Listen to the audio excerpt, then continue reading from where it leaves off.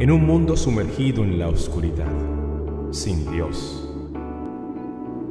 donde el pecado ha cautivado el entendimiento, donde muchos viven en tinieblas y la mentira se ha convertido en su realidad, la palabra de Dios trae a nuestras vidas luz y verdad.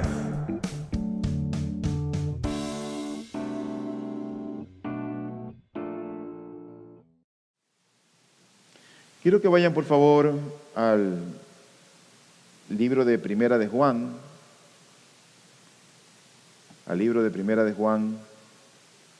Vamos a leer los primeros 3 versículos de esta epístola. Lo que existía desde el principio, lo que hemos oído, lo que hemos visto con nuestros ojos, lo que hemos contemplado y lo que han palpado nuestras manos acerca del verbo de vida, pues la vida fue manifestada y nosotros la hemos visto. Y damos testimonio y os anunciamos la vida eterna, la cual estaba con el Padre y se nos manifestó. Lo que hemos visto y oído os proclamamos también a vosotros, para que también vosotros tengáis comunión con nosotros, y en verdad nuestra comunión es con el Padre y con su Hijo Jesucristo. Nosotros nos preguntamos entonces, ¿cuál es el mensaje de la iglesia? Nosotros deberíamos, cada vez que venimos a la iglesia, ¿qué es lo que venimos a hacer? Pero si nosotros nos atenemos a estos 3 versículos, a lo que hemos leído, nos vamos a dar cuenta que la función, la misión de la iglesia solamente es una. No son 2, no son 3, una sola cosa, y esa sola cosa es proclamar el evangelio de nuestro Señor Jesucristo. Proclamar el evangelio de nuestro Salvador y nuestro buen Dios Jesucristo. Según estos 3 versículos que escribe el apóstol Juan, eso es realmente la misión y función de la iglesia. Ocurre que la carta a quien el apóstol Juan escribe en el siglo I se enfrentaban con los mismos problemas que nosotros hoy tenemos. Pero ¿qué dice el evangelio a las personas que viven en un mundo como este? Nosotros llegamos a este mundo, crecemos en este mundo, y en la medida que crecemos, en la medida que vivimos, nos damos cuenta que estamos rodeados de problemas. Muchos de ellos ni siquiera los buscamos. Bueno, el evangelio nos dice que es posible disfrutar, experimentar, tener en un mundo como este un gozo inextinguible. En otras palabras, el mensaje del Nuevo Testamento se dirige a cristianos en un mundo como este, y no nos dice que tenemos que corregir el mundo.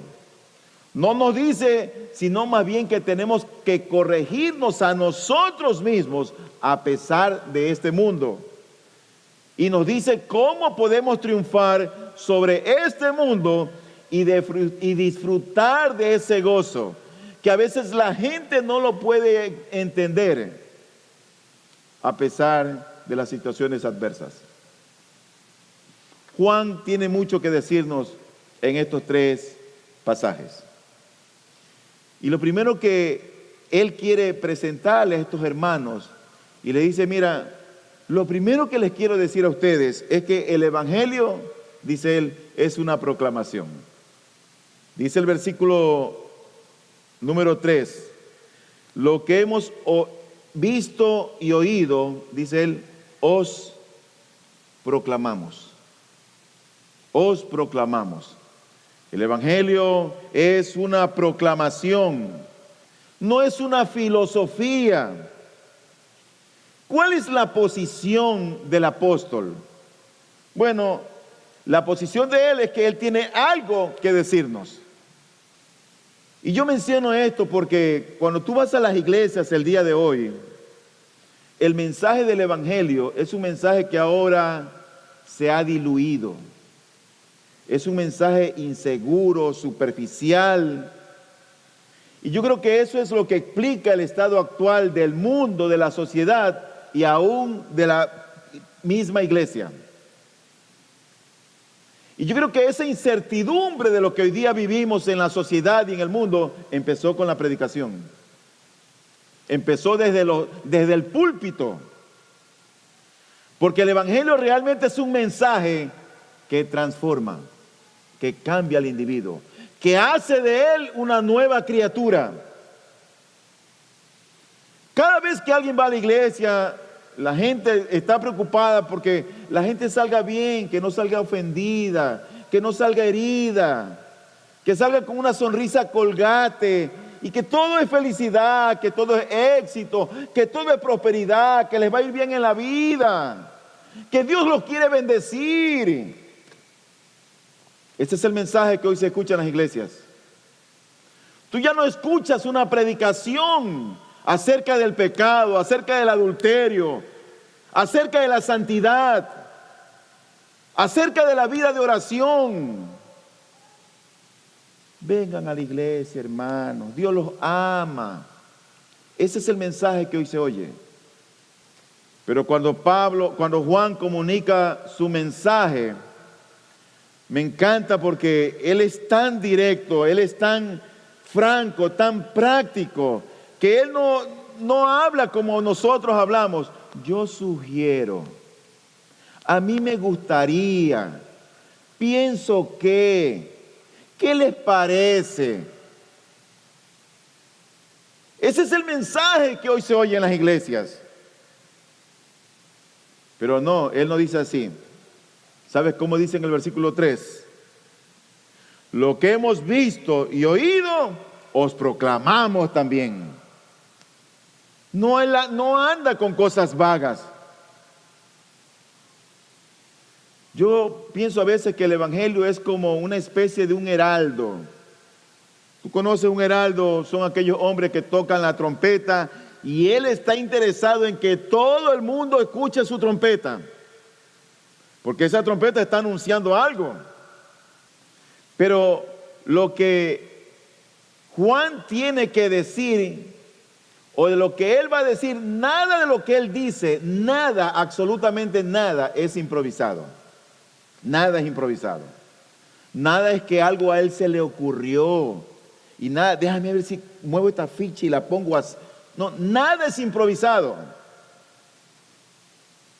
Se le ha dado a él un mensaje y la misión de él es repetir ese mensaje. Eso hace un heraldo. Y esto no es únicamente para los pastores, sino también para cada cristiano. A veces pensamos que somos los pastores los únicos que tenemos que ser los embajadores, pero el hecho de ser embajador es para la iglesia, mejor dicho, es para su pueblo, para sus hijos. El apóstol Pablo, cuando él fue a visitar una iglesia, y es algo que a mí me encanta de ver en las Escrituras, porque tú ves a Pablo, ves a Pedro, ves a Juan, ves a Mateo, y ves a cualquier apóstol, y parece como que se han puesto de acuerdo, y todos parecen decir lo mismo. Todos obran igual. En 1 Corintios capítulo 2, versículo 1, él dice esto, dice: cuando fui a vosotros, hermanos, proclamándoos el testimonio de Dios, dice él, no fui con superioridad de palabra o de sabiduría. Él no fue con su propio intelecto. Cuando él llega a este grupo de hermanos, a una iglesia complicada como la iglesia de Corinto, él va a proclamar una sola cosa: el testimonio de Dios. Lo que hacemos en la esfera de la iglesia, déjame compartirte que es algo único. No se parece en nada a ninguna otra reunión. Lo que ocurre en la iglesia, en todo lo que tiene que ver con el cuerpo de Cristo, son reuniones únicas, muy diferentes a cualquier otra reunión. Tú vas a una reunión de matrimonio, de cumpleaños, de quinceañera, de políticos, y cada cual da su opinión y habla y su argumento. En la iglesia no. Aquí tenemos que vivir y hacer lo que el dueño de la iglesia ha dicho, lo que el legislador de la iglesia ha proclamado. Y lo que él ha dicho es lo que nosotros vamos a transmitir. Ni más ni menos. Ni más ni menos. Así que Juan dice algo a estos hermanos y le dice, miren, vean hermanos, tengo que decirles algo. El evangelio es proclamación.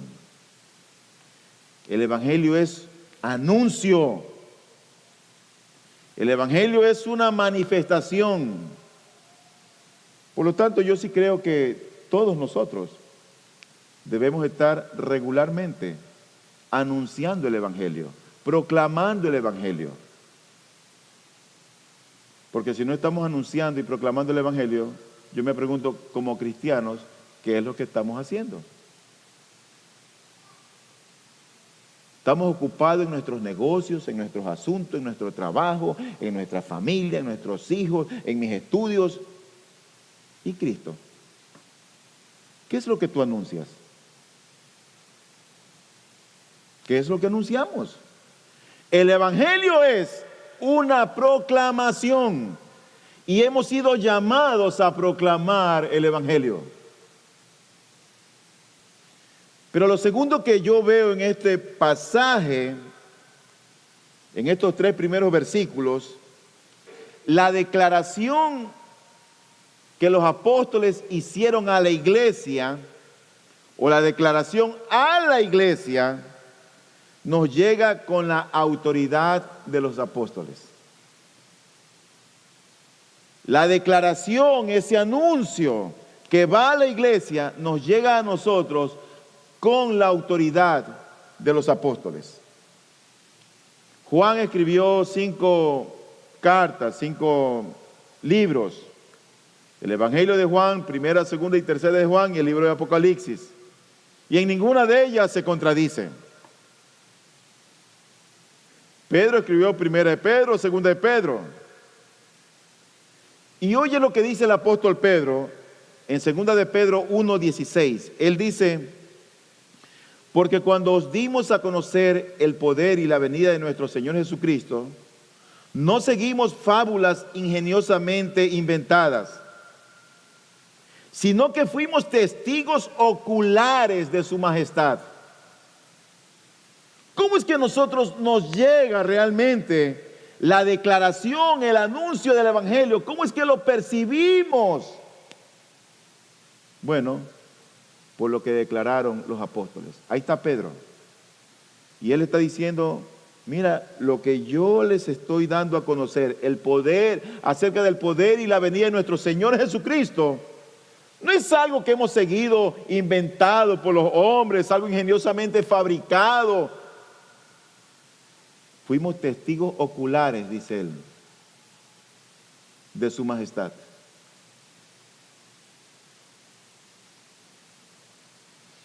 Nuestro testimonio evangélico está basado sobre todo en lo que dijeron los apóstoles. En lo que dijeron los apóstoles. ¿Cuál es entonces el mensaje de estos apóstoles? Si tú vas en estos 3 versículos, tú vas a ver que Juan dice en el capítulo 1 al 3, él repite la palabra lo que hemos visto 3 veces, lo que hemos oído 2 veces. Y él dice luego, y lo que palparon nuestras manos, lo repite una vez. Por lo tanto, el mensaje de los apóstoles se basa en lo que vieron, en lo que oyeron y en lo que experimentaron cuando Cristo estuvo aquí en la tierra. No es nada inventado, absolutamente nada.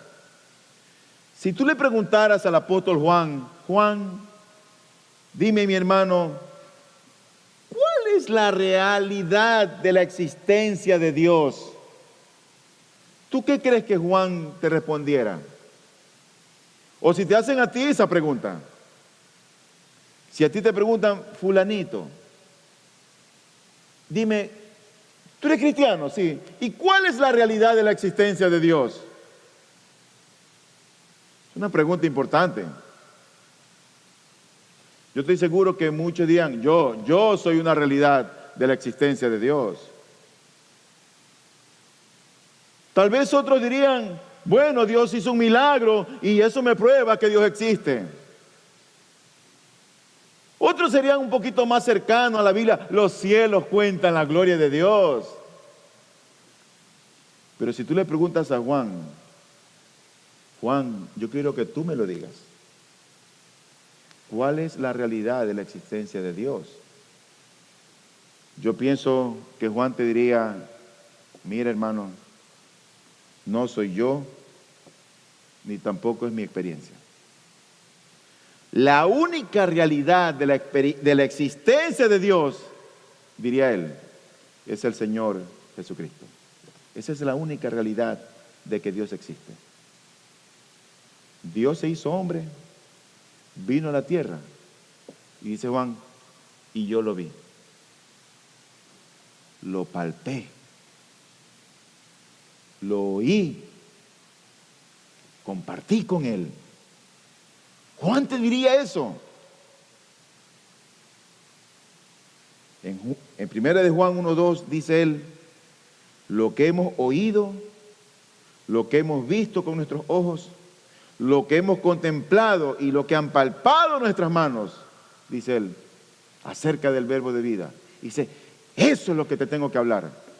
No te puedo decir otra cosa.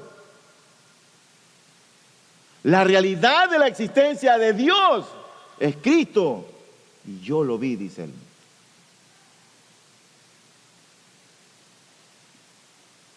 Entonces, ¿no hay esperanza para nosotros? Sí la hay.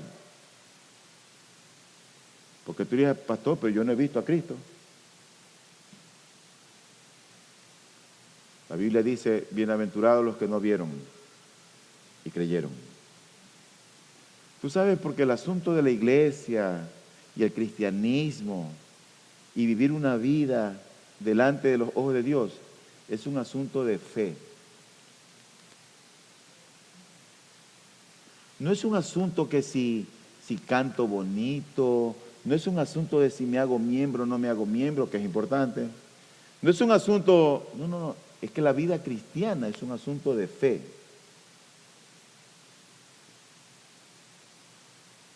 Por eso dice la Biblia, bienaventurados los que no vieron y creyeron.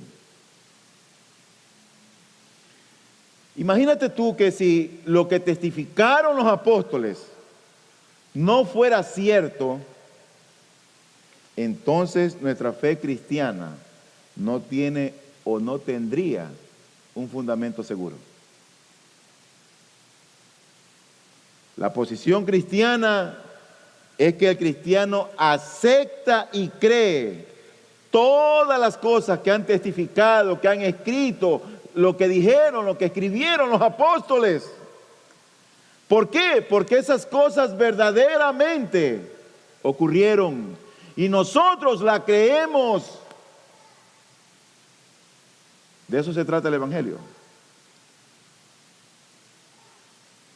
Si nosotros eliminamos el testimonio de los apóstoles, imagínate que sacamos todo el Evangelio, todo lo que es el Nuevo Testamento, todo lo que los apóstoles escribieron, no sabríamos sino unas cuantas cosas vagas de Cristo. Algo que nos dice Génesis 3:16, el Salmo 22, los escritos de Isaías, de Daniel, de Ezequiel, pero no podrían encajar en nuestro entendimiento, no lo comprenderíamos. Pero cuando Dios se hizo hombre y vino a esta tierra y otros hombres participaron con él y lo vieron, lo oyeron, compartieron con él y luego escribieron esas cosas para nuestro beneficio y tenemos hoy la Biblia, es que nosotros podemos llegar a conocer a Cristo. ¿Tú sabes por qué? Porque la fe viene por el oír y por el oír lo que se habla de Cristo. Por eso es que viene la fe. Otra cosa que yo descubro en estos 3 primeros versículos del Evangelio del Primera de Juan, en el capítulo 1, es que ese mensaje contenía algo y solo algo que no puede ser cambiado por nada. Porque la esencia del mensaje de todos los apóstoles era Jesucristo. Es Jesucristo. Es Jesucristo. Dice Juan, aquí estamos en este mundo difícil y cargado de problemas, pero tengo algo extraordinario que contarles. Juan 1:1 dice, en el principio existía el Verbo, y el Verbo estaba con Dios, y el Verbo era Dios. El Verbo está haciendo referencia a Cristo. Lo que dice en el principio era la palabra. Dios se dio a conocer en el Antiguo Testamento de una manera verbal. Él dijo allá, yo soy. Y le dice a Moisés, haré pasar mi gloria delante de ti. No me podrás ver. Y cuando Él está pasando, Él proclama, dice el Señor, grande, Dios fuerte, misericordioso, que perdona la maldad de los hijos y que hace misericordia a millares. Él está proclamando, se está revelando a sí mismo. Es una revelación verbal. Pero cuando llegamos al Nuevo Testamento, esa revelación verbal de Cristo se hace realidad.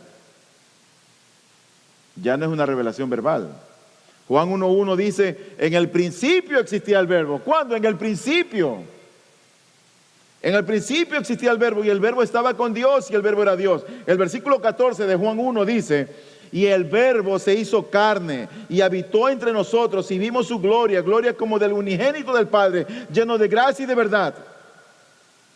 Juan entendía esto, él sabía esto, y él se deleitaba en esa verdad. Hay mucha gente que tristemente están en la iglesia y no conocen a Cristo.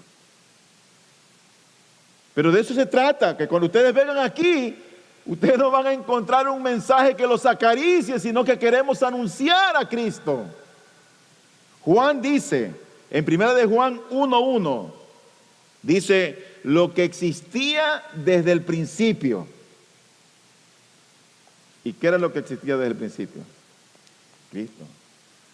De quien les escribe, en otras palabras, en 1 de Juan 1:1, es de alguien que no tiene fin, de alguien que es eterno, de alguien que estuvo en el principio. Y nosotros lo entendemos como esa frase que Juan menciona en 1 de Juan 1:1, cuando dice lo que existía desde el principio. Por lo tanto, Juan le dice, tengo algo que contarles de mi mensaje. Dinos, Juan. El Verbo se hizo carne. El Verbo, la palabra, se humanó. Dios vino a la tierra. Juan, ¿y tienes tal vez algo más que decirnos? Y Juan le dice, miren mis hermanos, oímos algunas cosas, hemos visto otras y también hemos palpado. Ajá, sí. ¿Y qué es eso, ¿Qué es eso, Juan? ¿Qué significa? Que Dios se manifestó en Cristo.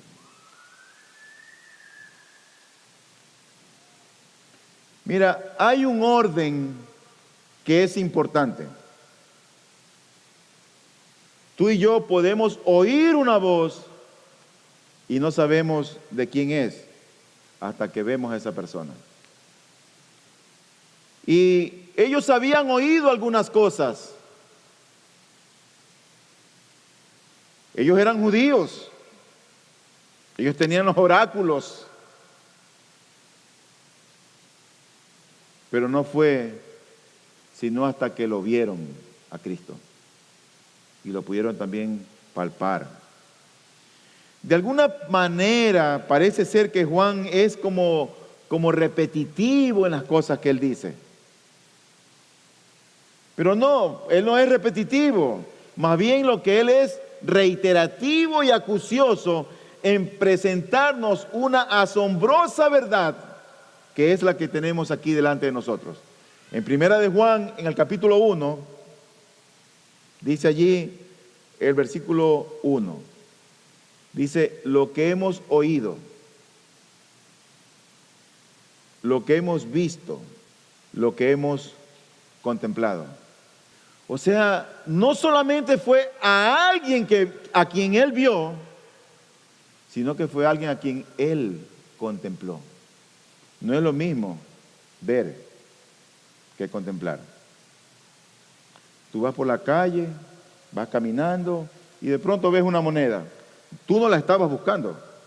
Pero cuando algo se te pierde en el quirófano donde yo opero, a veces hay cosas microscópicas que saltan y uno se enfoca a ver en un campo así pequeñito y uno está viendo con mucho enfoque, con detenimiento para encontrar esa agujita que necesito encontrarla. Estoy contemplando un área de mi campo y a ver si encuentro eso. Eso es diferente a ver. ¿Sabes? Ellos no vieron a Cristo, ellos lo contemplaron. Nosotros debemos aprender a contemplar la hermosura de Dios, la hermosura de su santidad, de su bondad, la hermosura de su misericordia. Ellos no lo vieron, no fue algo casual. Porque nosotros no estamos contemplando a Dios, es que no hemos aprendido a deleitarnos en Dios. La encarnación de Cristo realmente es un hecho.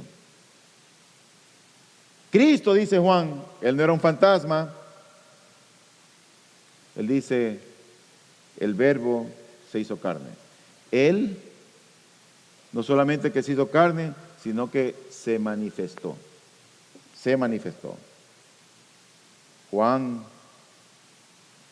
¿tú tienes algo más que decirme? Porque no tengo palabras ya. Mira lo que dice el versículo 1, la parte final. Dice, lo que hemos contemplado y lo que han palpado nuestras manos. Él está diciendo algo específico allí. Lo que hemos contemplado y lo que han palpado nuestras manos acerca del verbo de vida. ¿Sabes que en aquel tiempo, cuando Juan escribió esto, hubo una secta falsa, la secta de los gnósticos? Algunos dicen que eran los pre-gnósticos, y ellos argumentaban que el Cristo eterno entró en Jesús en el bautismo. Eso decían ellos, Cristo entró en él en el bautismo. Vino el Espíritu Santo y ahí es que entró el Cristo eterno en él. Pero dicen ellos, y ese Cristo eterno le abandonó al Cristo crucificado. Entonces decían los gnósticos, no murió Dios, murió Cristo el hombre. Y dice Juan, eso no es verdad. Murió Dios, hombre Dios en la cruz. El que murió era el Dios hombre y resucitó de la tumba en ese mismo cuerpo. Y nosotros lo sabemos, decían él, porque lo hemos palpado. En Lucas 24:39, mirad mis manos y mis pies, que soy yo mismo. Palpadme y ved, porque un espíritu no tiene carne ni huesos, como veis que yo tengo. Entonces para los gnósticos era que murió el hombre y el que resucitó era un fantasma. Eso es lo que ellos sostenían. Y Juan, que es un apologético, un apologista realmente intenso, dice, eso no es verdad. Yo lo palpé, dice él, y otros más también lo palpamos. Pero luego dice Juan que él vio su gloria. Y uno se pregunta, ¿cuál gloria? Yo creo que él está hablando de la gloria de la transfiguración, antes de que Cristo muriera. Porque cuando Cristo se transfiguró, y él estaba con 2 de sus apóstoles, dice que apareció su gloria. Pero ocurre que también, después que Cristo murió, él resucitó. Y esa fue la gloria de la resurrección.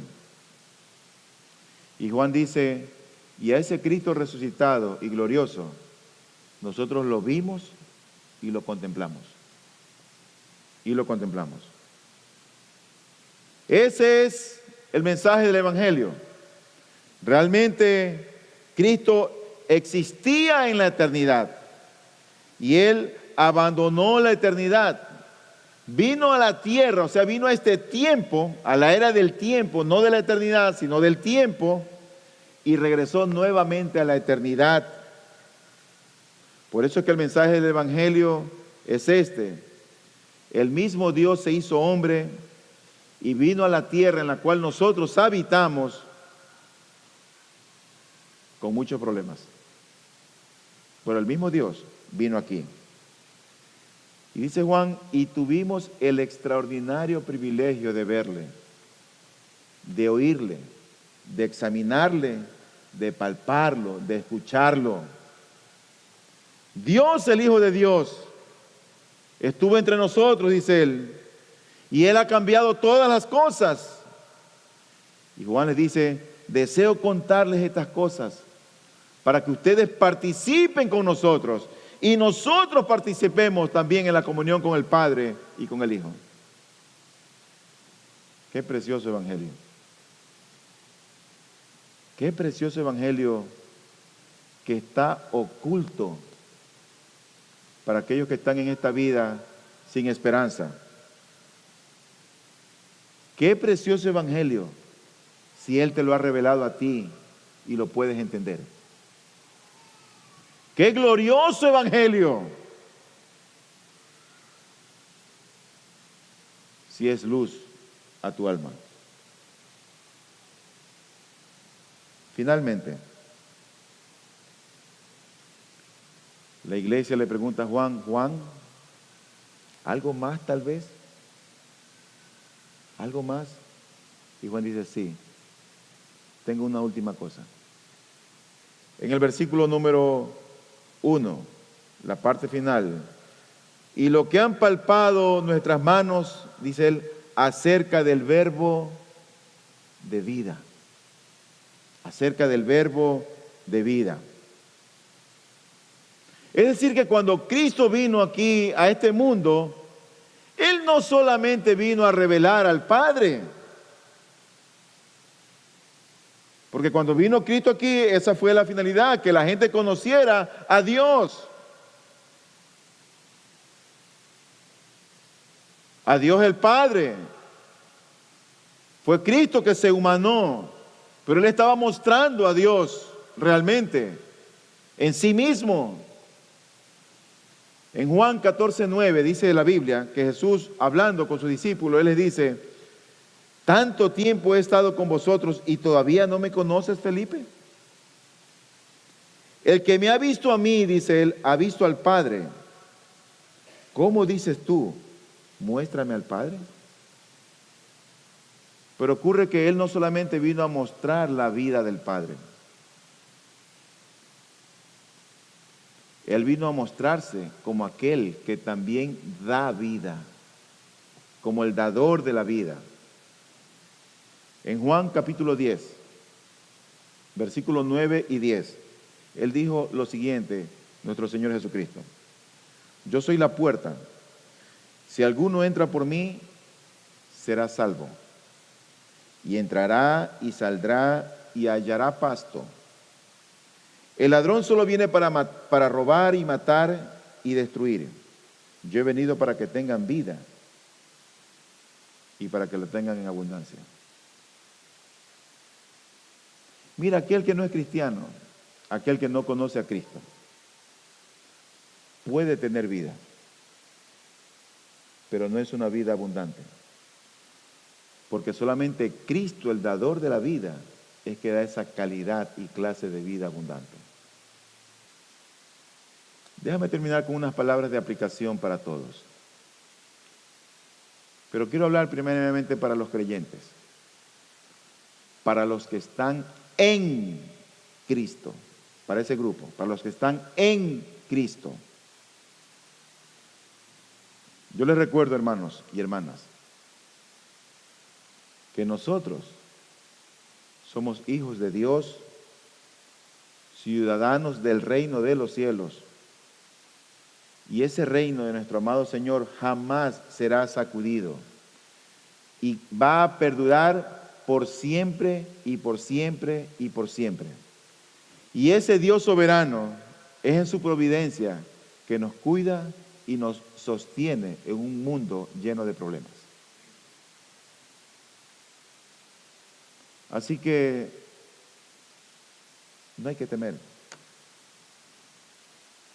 Hay que confiar en Él.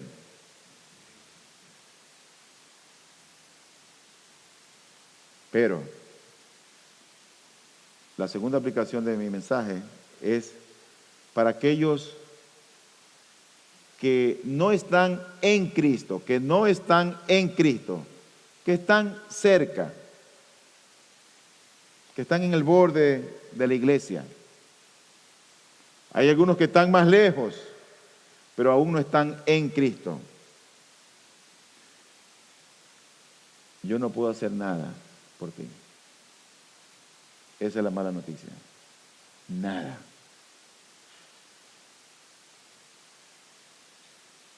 El único que puede hacer eso es Dios.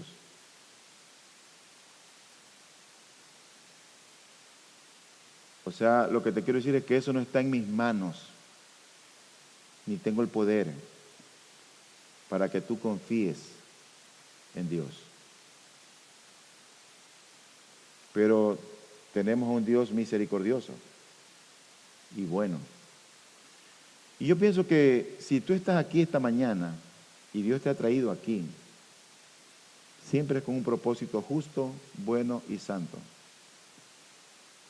Entonces, lo que tú sí puedes hacer es pedirle al Señor, pedirle a ese Dios que haga de ti una nueva mujer, un nuevo hombre, que haga de ti alguien que tú no avergüences a Él. Tú puedes pedirle eso a Dios. Yo puedo orar a Dios también por ti. Y esperemos que si Dios realmente te cambia, eso va a ser notorio. Así que hay mucho que preguntarle a Juan. Qué bueno que Dios nos dejó estos mensajes. Yo te voy a invitar a que inclines ahora tu rostro. Y vamos a orar al Señor. Y si esa es tu condición de que tú le pidas al Señor que haga de ti una nueva persona, porque estás cansado o cansada de los problemas, tú se lo puedes pedir. Luz y Verdad llega hasta usted gracias al compromiso y trabajo de personas e instituciones por la causa del Evangelio. Para obtener más información sobre nuestro ministerio y el trabajo que realizamos, ingrese a nuestra página web www.ibpg.es. Deseamos que este mensaje de la palabra de Dios traiga a su vida luz y verdad.